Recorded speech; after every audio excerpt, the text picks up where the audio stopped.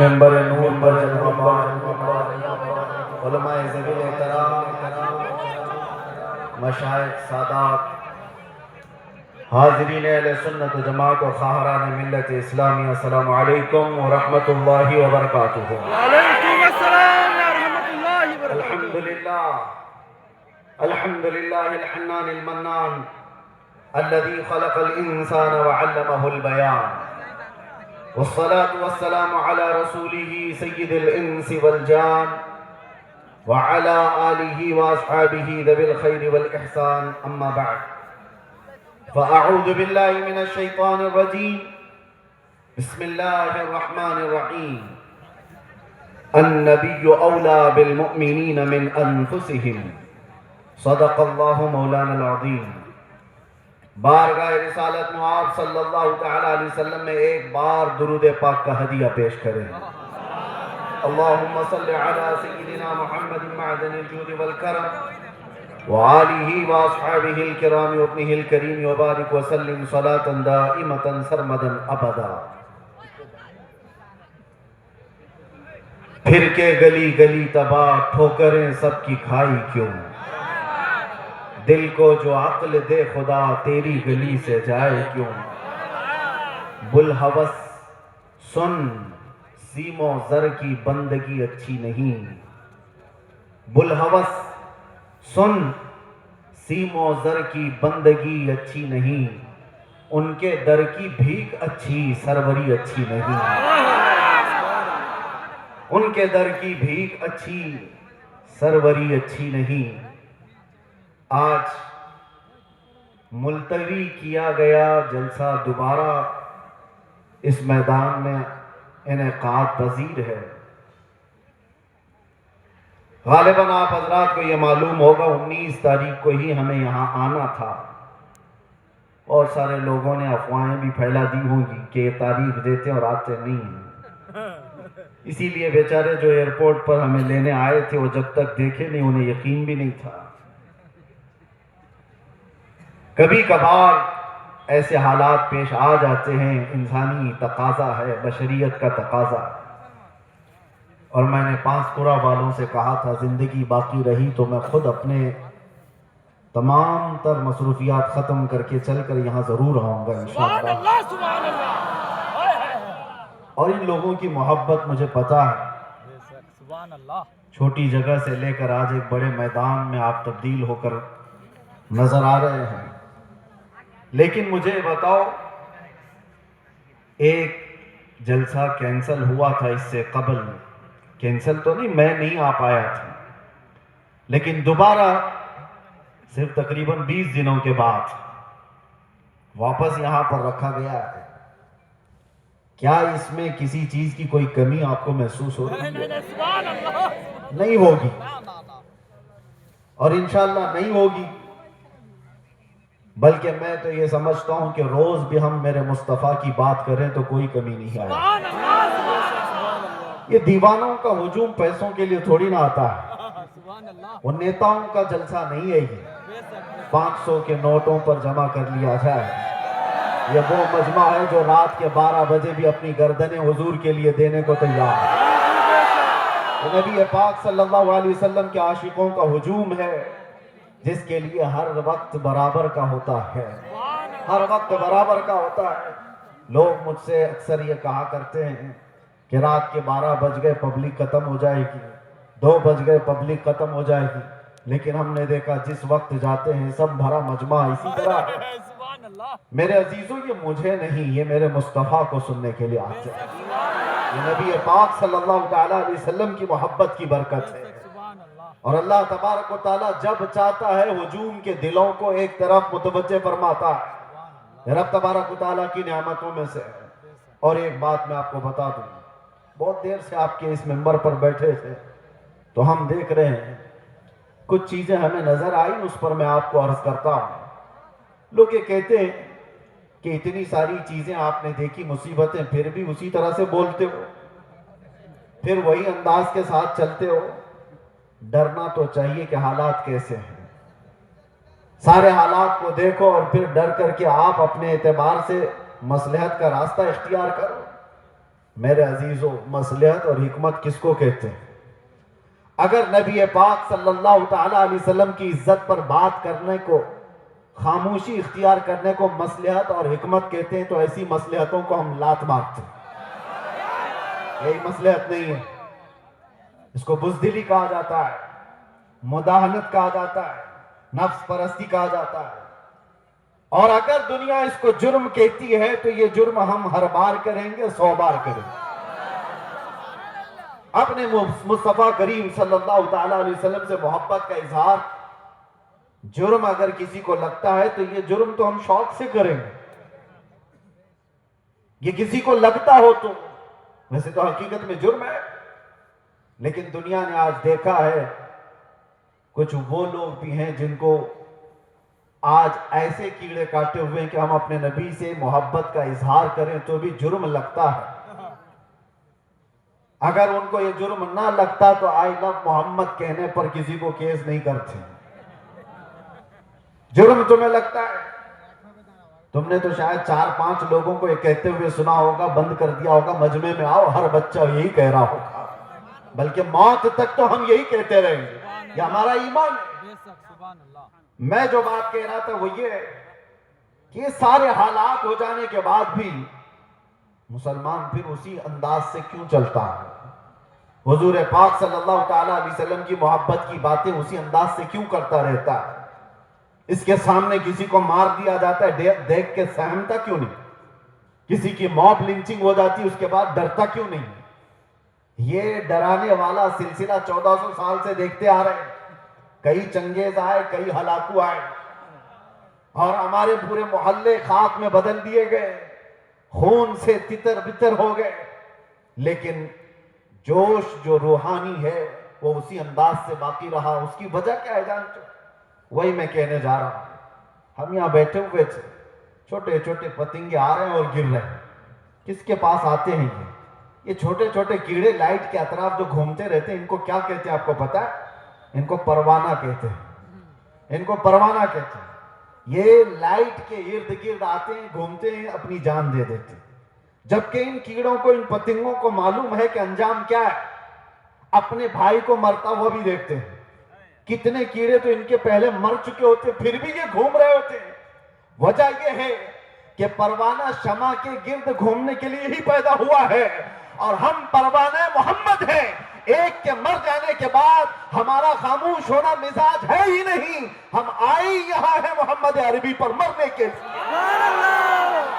اسی لیے تو ہمارے بزرگوں نے ہمیں یہ سکھایا ہے، یا رسول اللہ تو شمع رسالت ہے، عالم تیرا پروانہ، تو ماہ نبوت ہے، اے جلوے جانانا، پیتے ہیں تیرے در کا، کھاتے ہیں تیرے در کا، دانا پانی ہے تیرا پانی، دانا ہے تیرا دانا۔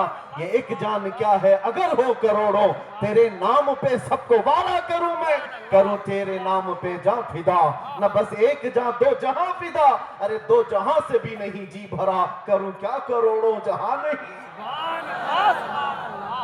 لہٰذا یہ چیز ختم ہونے والی نہیں ہے۔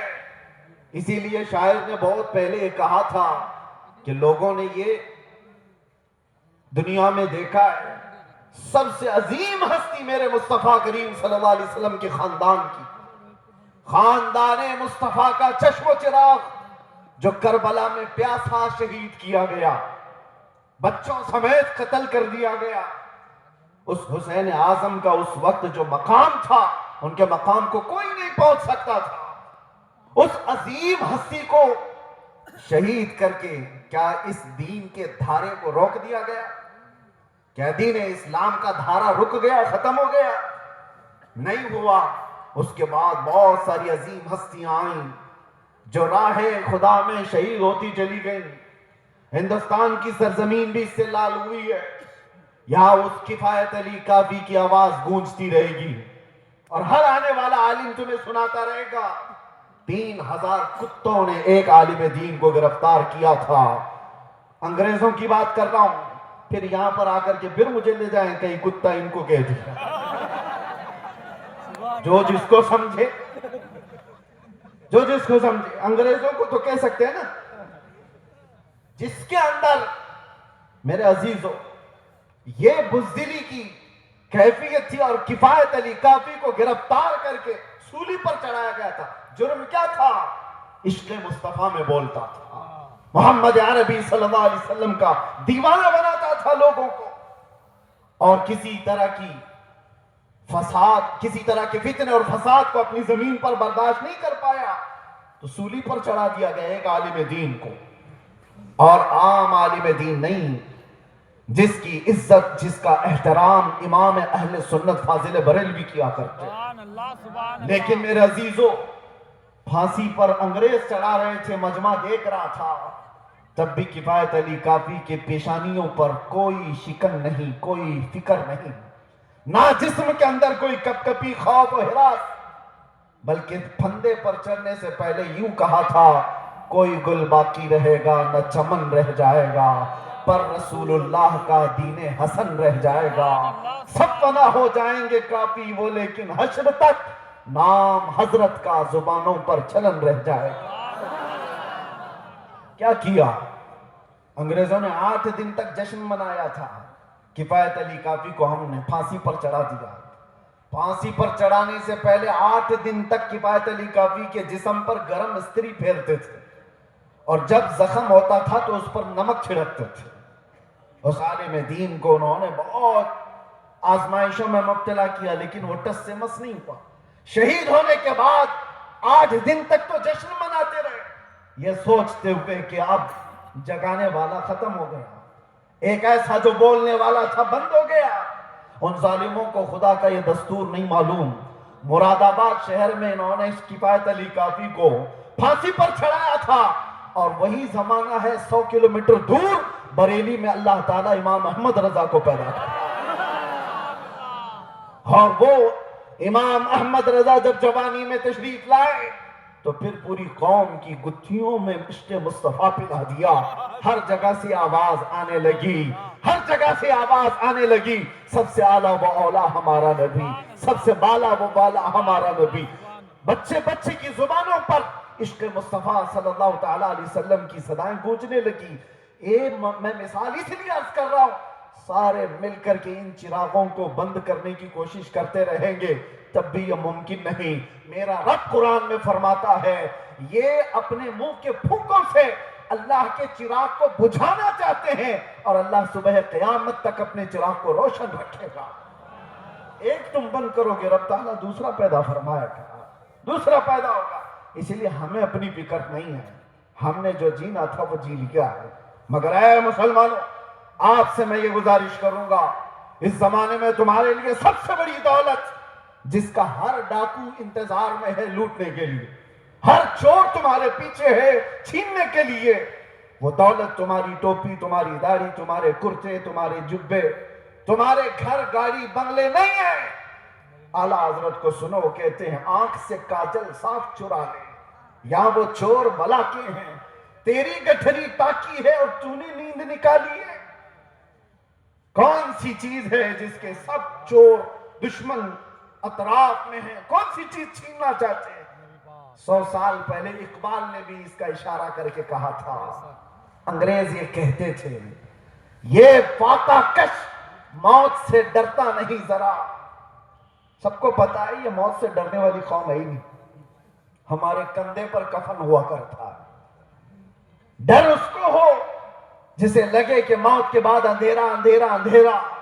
ڈر اس قوم کو کیا لگے ادھر آنکھیں بند ہو ادھر مصطفیٰ کا دیدار, اسے ڈر نہیں. دنیا یہ جانتی ہے. تو انگریز کیا کہتے تھے, یہ فاقہ کش, بھوکا رہتا ہے, پیاسا رہتا ہے, موت سے ڈرتا نہیں ذرا. کون سی چیز ہے اس کو جو نڈر بنائی ہوئی ہے, کون سی چیز ہے جو اس کو بے خوف بنائی ہوئی ہے؟ اقبال کہتے ہیں روح محمدی اس کے بدن سے نکال دو. سبحان اللہ. وہی کہتا تھا انگریز, روح محمدی اس کے بدن سے نکال دو. اور اعلیٰ حضرت بھی وہی کہتے ہیں, آنکھ سے کاجل صاف چرا لیں. آنکھ سے کاجل چرانے کا مطلب کیا ہے؟ ارے یہ ڈبی والا کاجل نہیں, ایک مومن کی آنکھ کا کاجل عشق مصطفیٰ ہوا کرتا ہے. محبت مصطفیٰ اگر تمہارے پاس ہے تو تمہاری آنکھوں کا کاجل ہے. اور اسی کے چور اطراف میں گھوم رہے ہیں, اسی کے چور, اسی کے ڈاکو. اب تو زمانہ ایسا آئے گا کہ لوگ مداحنت پسند ایسے ہوں گے، میاں کیا ضرورت ہے ایسی باتیں کرنے کی، کیا ضرورت ہے؟ یاد رکھنا یہ تمام مصلحت پسندی کو میں نے دوسرے ملکوں میں دیکھا ہے.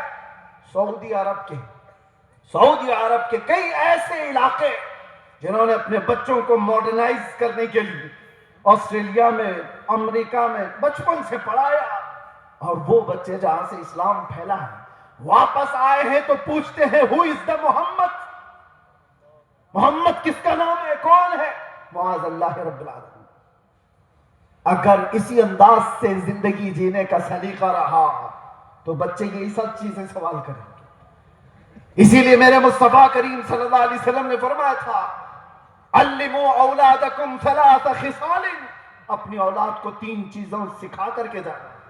حب نبیکم، سب سے پہلی چیز اپنے نبی کی محبت سکھاؤ، اور دوسرے نمبر پر میرے آقا فرماتے ہیں وحب اہل بیتہ، حضور کے اہل بیت کی محبت سکھاؤ، وتلاوت القرآن الکریم، تیسری چیز یہ کہ ہر بچے کو قرآن کی تلاوت سکھا کے جاؤ. ایک باپ کی طرف سے اپنے بچے کو دیا گئے یہ 3 چیزیں دنیا کی سب سے بڑی نعمت ہے، سب سے بڑا تحفہ ہے، سب سے بڑا ہدیہ ہے. اسی لیے میرے عزیزوں بار بار ہم ہر اسٹیج سے یہ علل اعلان تمہیں پکار کر کہتے ہیں حضور پاک صلی اللہ تعالیٰ علیہ وسلم کے نام پر کوئی سمجھوتا نہ کرو، کوئی مصلحت پسندی نہ کرو، کوئی دباؤ، کوئی سمجھوتا نہیں. جو جان مانگو تو جان دے دیں، جو مال مانگو تو مال دے دیں، مگر یہ ہم سے کبھی نہ ہوگا نبی کا جاہ و جلال دے دیں. جب تک یہ صفت تمہارے اندر باقی رہے گی انشاءاللہ کوئی قوم تم کو صفحہ ہستی سے مکمل مٹا نہ سکے گی، نہیں ہوگا. لیکن ایک بات اور سمجھ کے چلو، اقبال کی یہ بات بہت پکی ہے، اگر اس رشتے سے تم دور ہوتے چلے گئے، جو مدینے سے تار ہمارے جڑے ہوئے ہیں اس سے دور ہوتے چلے گئے، ہوگا کیا؟ ان کے جو ہم غلام تھے خلق کے پیشوا رہے. حضور کے جب ہم غلام تھے پوری مخلوق کے آقا ہم کہلاتے تھے، ان کے جو ہم غلام تھے خلق کے پیشوا رہے. ان سے پھرے جہاں پھرائی کمی وقار میں، جیسی ہی حضور سے چہرہ پھیر لیا دنیا نے ہم سے چہرہ پھیر لیا، عزتوں میں کمی آئی ہے. آپ کو کیا لگتا ہے یہ عزتیں آج ہمیں جو اس منبر پر بیٹھنے کی ملی ہیں یہ ہماری پگڑیوں سے ملی ہے، یہ ہمارے جبوں کی وجہ سے ملی ہے؟ اس سے بہترین لوگ بھی پہنتے ہوں گے. ہمیں جو عزتیں ملی ہیں ان پگڑیوں سے نہیں، وہ نام مصطفیٰ کی برکت سے. آبروئے ما زنام مصطفیٰ است. اقبال نے کہا تھا ہم سب کی عزت و آبرو حضور کے نام سے وابستہ ہے. اور اگر حضور پاک صلی اللہ تعالیٰ علیہ وسلم کی عزت ہی نہ رہی تو ہم اپنی عزت کا کیا کریں؟ ہماری کوئی اپنی عزت نہیں.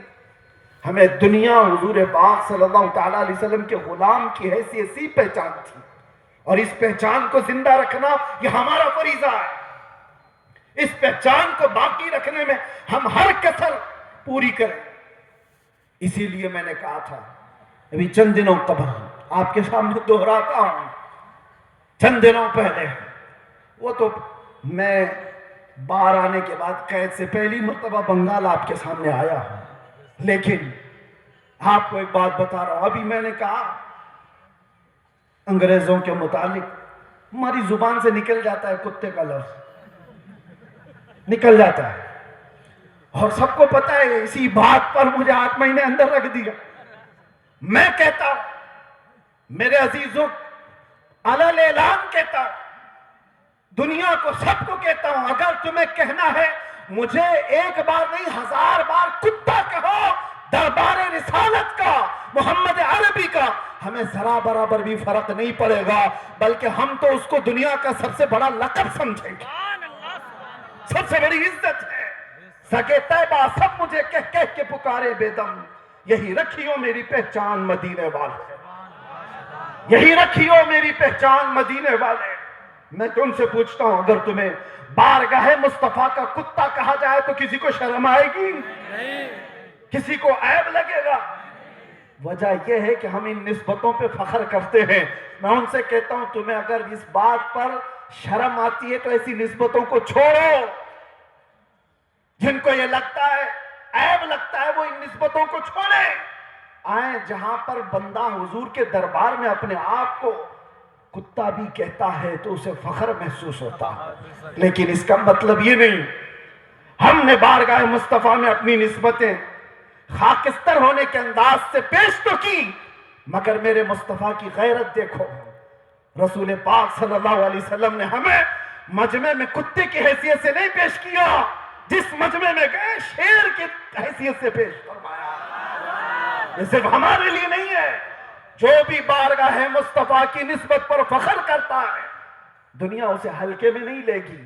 پھر اللہ تبارک و تعالیٰ اس کی عزتیں بڑھا دیتا. اعلیٰ حضرت نے زندگی بھر بارگاہ مصطفیٰ میں اپنی نسبتوں پر فخر کیا ہے اور غوثیت معاد کے دربار پر نسبت جوڑتے ہوئے کیا کہا تھا بریلی کے تاجدار نے؟ غوث پاک کے دربار میں کیا کہا تھا پتہ؟ ہم تو کہہ دیتے ہیں غوث پاک کا مرید ہوں، غوث پاک کے سلسلے کا مرید ہوں.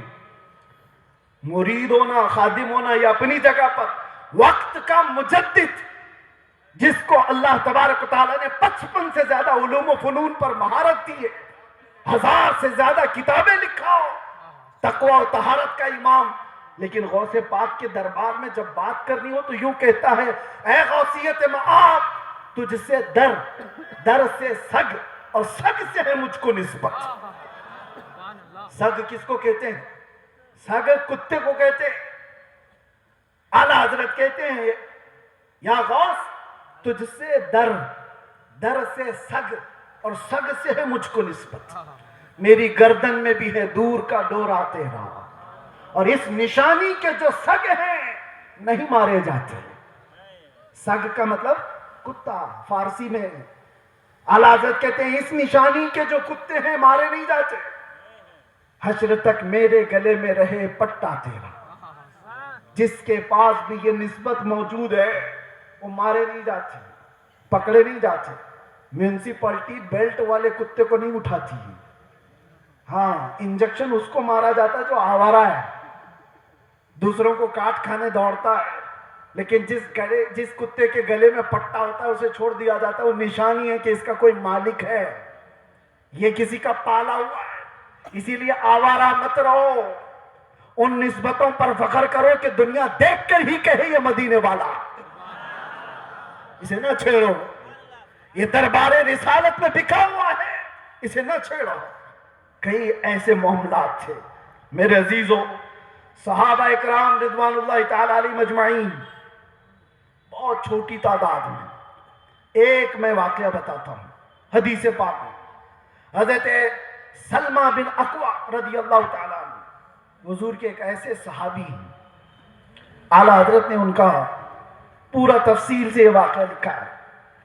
سلمہ بن اکوع ایک صحابی ایسے ہیں جن کو راجل رسول اللہ کہا جاتا تھا. یعنی یہ ہمیشہ حضور کی فوج میں پیدل چلنے والے صحابی، کبھی سواری نہیں کرتے تھے، پیدل. اتفاق ایسا ہوا قارہ کا رہنے والا ایک عبد الرحمن نام کا شخص وہ مدینے پر حملہ آور ہوا. 400 لوگوں کو لے کر آیا. 400 لوگوں کو رات کے وقت مدینے کے باغیچوں پر حملہ کیا اور کھجوریں جمع کیا. 400 لوگوں کی تعداد بڑی ہوتی ہے.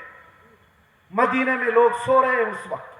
اتفاق ایسا کہ یہ قارہ کے رہنے والے ان منافقوں اور کافروں کی فوج لوٹ مار کر کے لوٹ رہی تھی تو سلمہ بن اکوع نے دیکھ لی.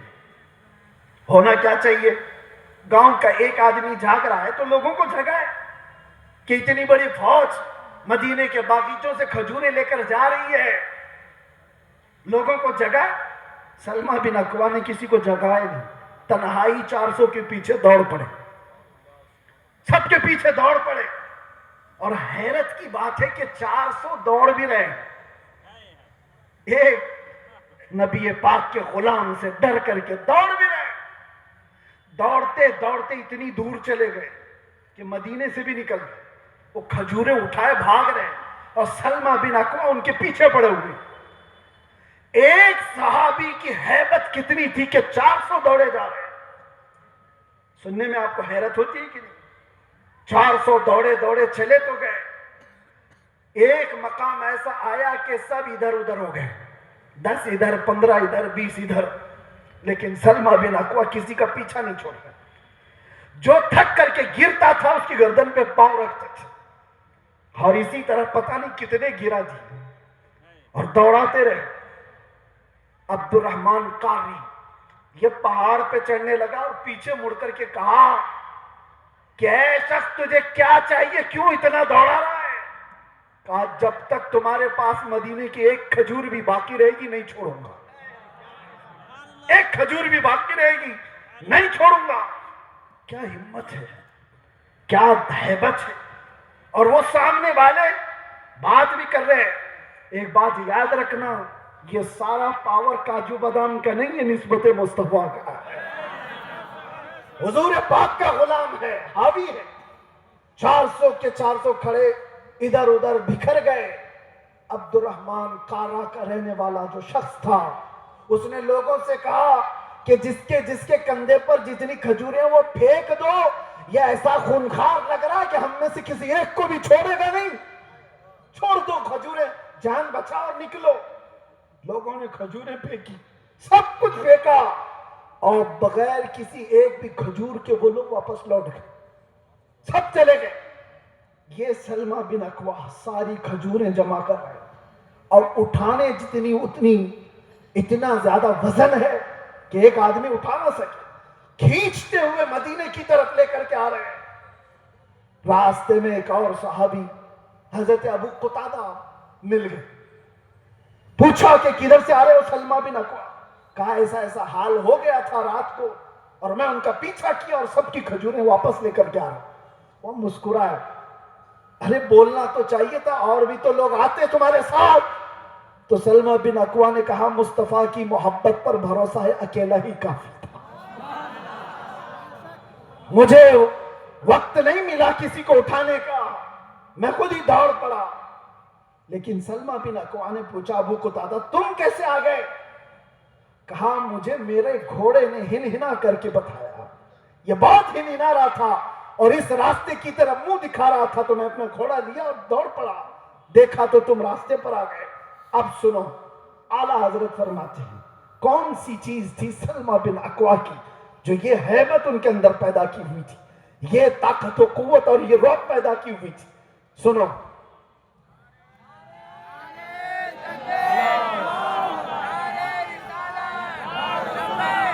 لبیک لبیک لبیک یا رسول اللہ, لبیک لبیک یا رسول اللہ, لبیک لبیک لبیک یا رسول اللہ, لبیک لبیک لبیک یا رسول اللہ.